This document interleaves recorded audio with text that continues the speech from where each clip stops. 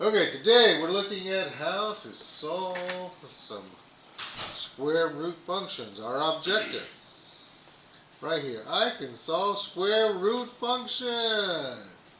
We've got a couple little steps we need to follow. We follow these little steps to solving our square root functions and life will be grand.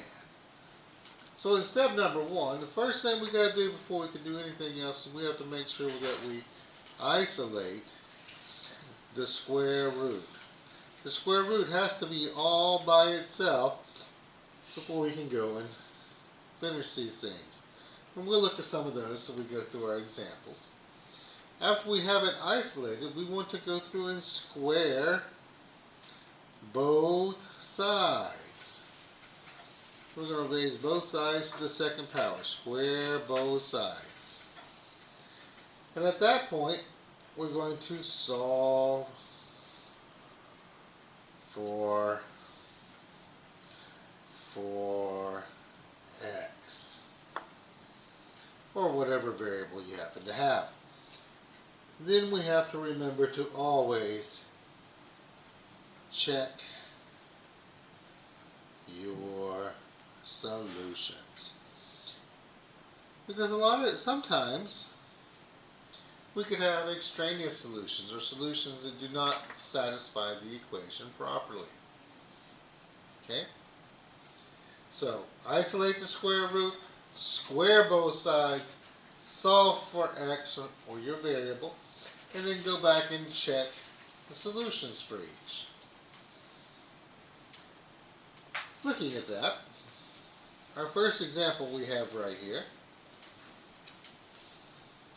it says the square root of 2x plus 9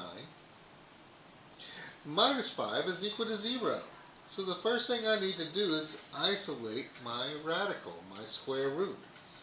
To do that, I'm going to move the 5 over to the right. To the right, to the right, gotta move it to the right. Bam! I now have the square root of 2x plus 9 is equal to 5.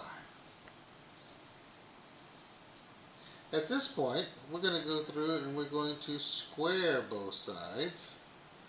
I'm squaring the square root of 2x plus 9, squaring 5. Now on the left-hand side with my radical, the square root and the square, those are inverses of each other. They cancel each other out. So therefore, I'm left with 2x plus 9 is equal to 25.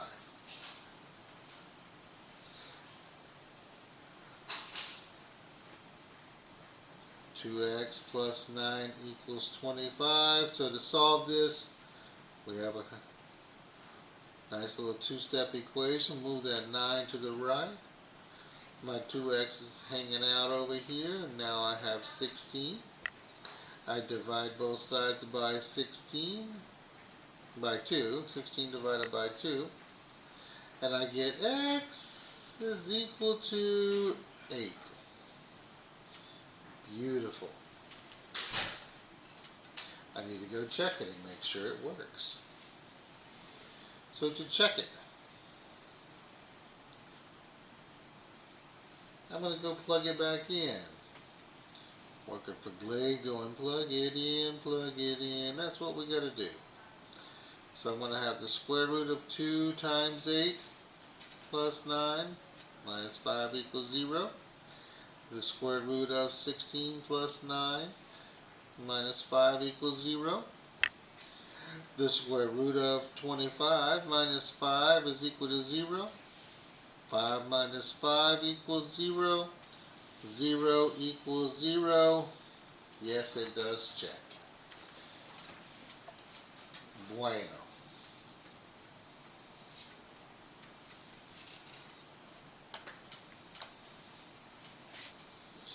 Alright, looking here at another example, and this one here, I have the square root of a minus 5 plus 2 equals 0.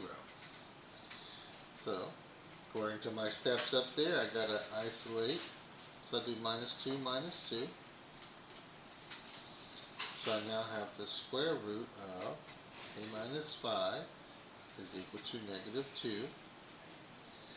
I square both sides, like so, leaving a minus 5 is equal to 4, because negative 2 times negative 2 is a positive 4. I add 5 to both sides, and I find a equals 9. So let's go and check it. To check this one, I'm going to go in and plug in 9 where the a is, so I'm going to have the square root of 9 minus 5 plus 2 is equal to 0. 9 minus 5 is 4 plus 2 equals 0. 2 plus 2, because the square root of 4 is 2. And 2 plus 2, wait a minute. I do not believe 4 equals 0. It does not. Therefore, this particular problem has no solution. There are no real solutions to this problem. No solutions.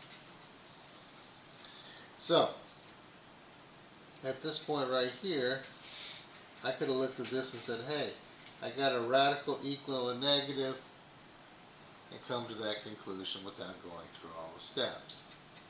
If you don't remember or know to recognize that, go through the steps and remember to check, and it will be the same.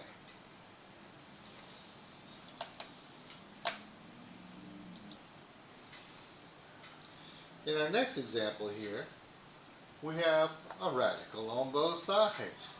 Radical concept there. So for this one, I'm going to go through and take my square root of 2m minus 6 and square it. My square root of 3m minus 14 and square it. Because remember, what you do to one side of the equal sign, you got to do the same thing to the other. So I now have 2m minus 6 equals 3m plus 14. I'm going to move the 2m to the right by doing a minus 2m.